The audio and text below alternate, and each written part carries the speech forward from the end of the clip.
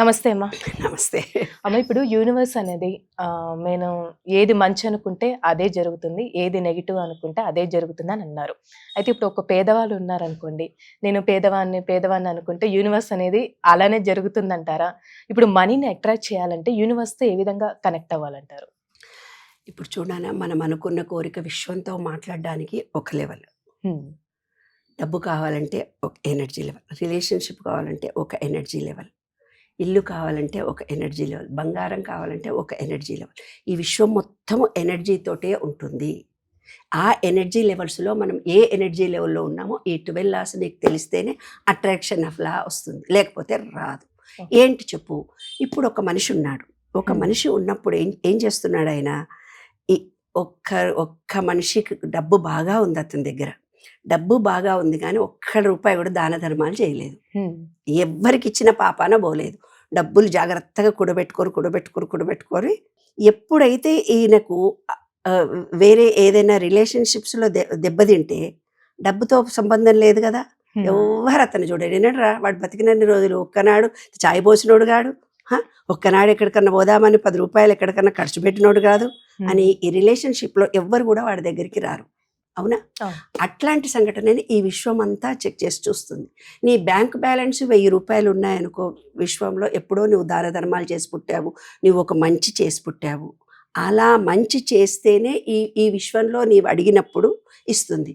ఇప్పుడైతే నీకు నా కోరికలు తీరటం లేదు, నేను విశ్వంలో బ్యాంక్ బ్యాలెన్స్ నాకు లేదు, ఎప్పుడూ నేను ఇలాంటి ఇబ్బందుల్లో ఉన్నానని నీకు ఒక విషయం తెలిసిందనుకో, ఈ విశ్వ నియమాలు చదువుకున్న తర్వాతనో యూట్యూబ్లో వినడం ద్వారా ఏదో విన్న తర్వాత నేను ఏదో ఒకటి ఇస్తేనే నాకు విశ్వం ఇస్తుంది, లేకపోతే ఇవ్వదు అన్న విషయం నీకు తెలిసిందనుకో, ఆ ఎనర్జీ లెవెల్స్ పెరిగేదాకా నువ్వు ఏదో ఒక ఫిజికల్ వర్క్ కానీ, మెంటల్ వర్క్ కానీ, శారీరకమైన పని చేస్తూ కానీ, మాట సహాయమో, మనిషి సహాయమో, డబ్బు సహాయం, అన్నిటికీ డబ్బు సహాయమే చేయాలంటే నీ దగ్గర డబ్బు లేదు. వెళ్ళి గుడి కడుగు, ఎనర్జీ లెవెల్స్ వస్తాయి. మసీదు కడుగు, ఒక చర్చ్ కడుగు, నీకొక ఎనర్జీ లెవెల్స్ పెరుగుతాయి. ఏదైతే నువ్వు ఎనర్జీ లెవెల్స్ పెంచుకోవాలో రోజు వెళ్ళి ఓ గార్డెన్లో చెట్లు ఎండిపోతూ ఉంటాయి, ఆ చెట్లకు నువ్వు నీళ్లు పోయి. లేదు అనాథలుగా ఉన్నారు, నీ దగ్గర కనీసం అన్నం వండి పెట్టగలిగే శక్తి ఉంది, ఎవరో మీ ఇంటి పక్క వాళ్ళు ఇంటి వాళ్ళు వండుకోలేని తినలేని ముసలోళ్ళు ఎవరో ఉంటారు, వాళ్ళకి పోయి నువ్వేదో కూరగాయలు తెచ్చివు. వాళ్ళ వంట మనిషి వచ్చి పిల్లలు ఎవరు లేరు ఇవాళ రేపు. యుఎస్ బెంగళూరులో ఒకటి చేస్తున్నారు ఇవాళ. యుఎస్లో సాఫ్ట్వేర్ ఇంజనీర్లు అందరూ ఆ కాలనీలో అక్కడ ఉండే పిల్లలందరూ వీక్లీ 2 వెళ్ళి సాటర్డే సండే గుళ్ళు కడుగుతారు, లాట్రిన్లు కడుగుతారు, బాత్రూమ్లు కడుగుతారు. సాఫ్ట్వేర్ ఇంజనీర్లు బెంగళూరు, చెన్నైలో 2 రోజులు ఫ్రీ సర్వీస్ చేసి వస్తారు వాళ్ళు. అలా మనం ఏదో ఒకటి ముసలి వాళ్ళు ఉన్నారు మీ కాలనీలో, మీకు తెలిసిన వాళ్ళు, మీ చుట్టాలు, కాస్త వండి పెట్టి రండి. ఆ రోజు అమ్మ వాళ్ళ వంట ఆవిడ ఉప్పేసి కారం వేసి నీళ్ళల్లో పెట్టి వస్తుంది. అలాగా మీరు ఏదో ఒకటి ఇస్తే కానీ, ఎనర్జీ లెవెల్స్ పెంచుకుంటే కానీ ఈ విశ్వం మీ కోరిక తీర్చదు.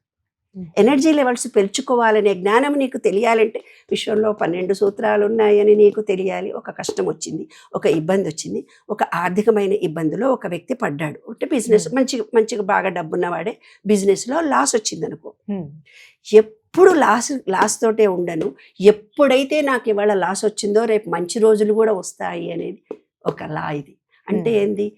సుఖ దుఃఖాలు, కష్ట సుఖాలు అనేవి వైబ్రేషన్ తిరుగుతూనే పోతుంటుంది. రాత్రి అయినాక పగలు ఖచ్చితంగా వస్తుంది. ఎవరైతే లాస్ అయిపోయి ఇప్పుడు చాలా ఇబ్బందిలో, ఏదో రిలేషన్షిప్లో దెబ్బతిన్నారు, పార్ట్నర్లో దెబ్బతిన్నారు, ఉద్యోగం లేకుండా చాలా ఇబ్బంది పడుతున్న సిచ్యువేషన్, అంత ఇబ్బంది పడుతున్నావు, అంత మంచిని నువ్వు చేరుకుంటావు అనే విషయం నీ పుస్తకం తెలిసిన తర్వాత నువ్వు డిప్రెస్ ఎందుకు అవుతావరా? అది రహస్యం. అంటే ఇప్పుడు ఏదైనా మన జీవితంలో ఏదైనా రాసి పెట్టుంటే ముందు కష్టాలైనా సుఖాలైనా, కష్టం జరిగిన తర్వాతే మంచి జరుగుతుంది అని అనుకుంటూ ఉంటాం. దేవుడు అలా చూపిస్తారని యూనివర్స్ కూడా అదే ప్రకారంగా చూపిస్తుందంటారా? అంటే మంచి జరిగే ముందు ఎక్కువగా కష్టం అని అలా. ఇక్కడ ఏర్పడ్డ నీ చిప్ ఏదైతే ఉందో ఆ చిప్ రహస్యం నీకు తెలియాలి.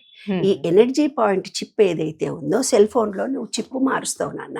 మార్చి ఏం చెప్తావు? కొత్త సెల్ ఫోన్లో నువ్వు మార్చుకోగానే నువ్వేమంటావు? అన్నీ డిలీట్ అయిపోతాయి అంటే ఒక 30% దీంట్లో ఉంటాయి అని. అలాగా ఈ చిప్పులో నీ పూర్వజన్మ సంస్కారాలు 30% నీలో ఉంటాయి. 30%, 30%. ఆ మనిషి బాగానే ఉంటాడు, నా మొహం చూడంగానే అరుస్తారు. అని అనడం ఎన్నో సందర్భాల్లో మనం చూస్తాం. ఏందిరా పెరగొద్దు నాకు అసహ్యము అంటావు నువ్వు. చెట్ల దగ్గర అబ్బో నాకు ఇది ఎలర్జీ అంటావు నువ్వు.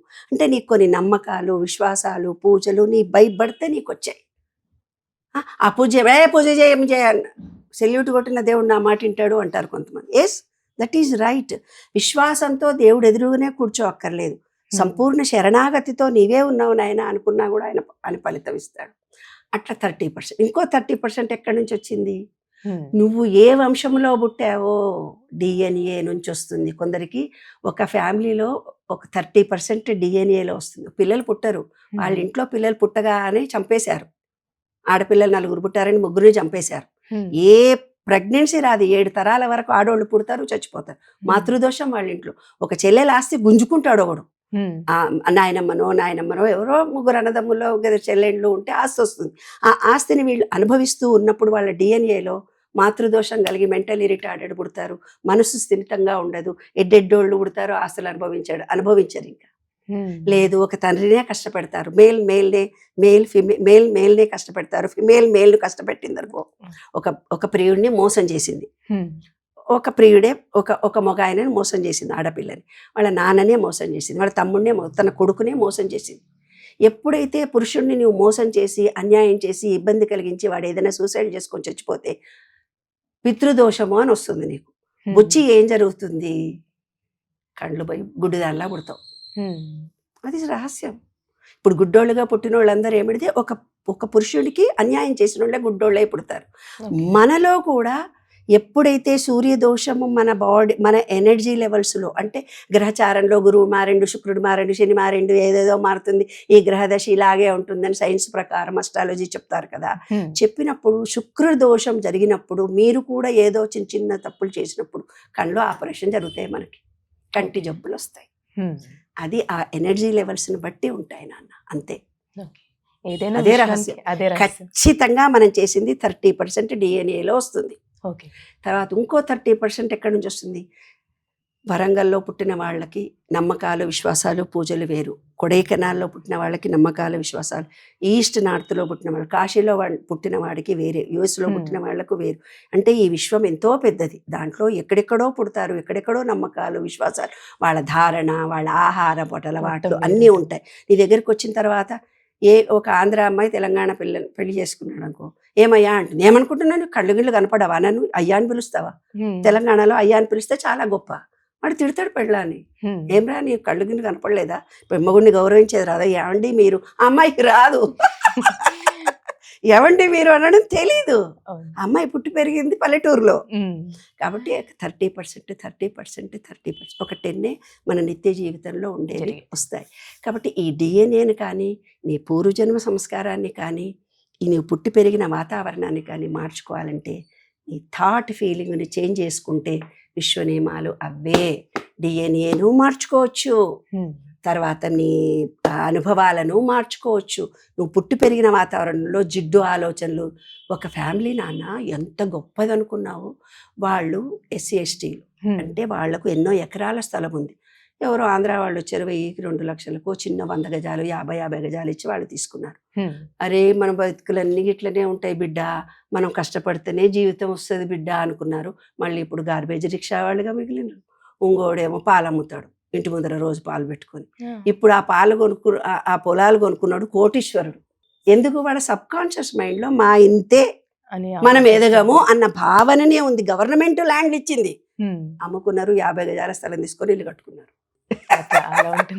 కాబట్టి ఇది అన్నీ మార్చుకోవచ్చు. ఈ విశ్వంలోకి వెళ్ళిపోయి మా తప్పుల్ని క్షమించు, విశ్వ నియమాలను తెలుసుకొని ఈ విశ్వంలోకి వెళ్ళిపోయి మా డిఎన్ఏలో ఉందో మా ఆచార వ్యవహారం, నా తప్పుడు ఆలోచనలు నేను మార్చుకుంటున్నాను. ఎవరికి వాళ్ళు నిర్ణయించుకు. మా కొడుకును మార్చాలని ఒక తల్లి నాకు ఫోన్ చేస్తే పిచ్చెత్తిపోతుంది నాకు. వాళ్ళు మారరు. నా మొగుడు మారాలంటే మారడు, ఒక కొడుకు మారాలంటే మారడు. ఎవరికి వాళ్ళు ఆలోచించుకొని నా జీవితం ఏమిటి, నేను మారాలని నిర్ణయించుకున్నప్పుడు ఇమ్మీడియట్గా మార్పు జరుగుతుంది. అదే విశ్వంలో లా ఆఫ్ వైబ్రేషన్. అంటే ఎప్పుడు కూడా కాలం ఒక్క తీరు ఉండదు. మనకు శిశిర ఋతువు వచ్చిన తర్వాత మళ్ళీ వసంత ఋతువు వస్తుంది, చెట్ల ఆకులన్నీ రాలిపోతాయి, కానీ మళ్ళీ మంచి రోజులు కూడా వస్తాయి. కాబట్టి కష్టం అనేది ఎవ్వరికీ శాశ్వతంగా ఉండదు, మారుతుంది. మన ఆలోచనను మార్చుకోండి, మీ జీవితమే మారిపోతుంది. అదే విశ్వ నియమంలోని విశ్వరహస్యం. పోండి. చాలా చక్కగా తెలియజేశారమ్మా. ధన్యవాదాలు. నమస్తే.